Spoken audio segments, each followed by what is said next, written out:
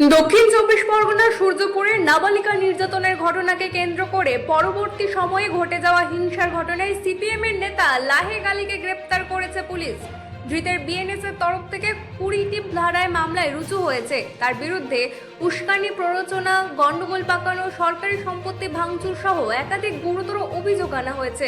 পুলিশের দাবি, নাবালিকা নির্যাতনের ঘটনাকে ঘিরে এলাকায় উত্তেজনা ছড়িয়ে পড়ার পর গণপিটুনিতে ইন্দ্রজিতের মৃত্যু, পুলিশের গাড়ি ভাঙচুর, অগ্নিসংযোগ এবং অন্যান্য হিংসাত্মক ঘটনায় প্ররোচনা দেওয়ার ক্ষেত্রে লাহেক আলীর ভূমিকা ছিল।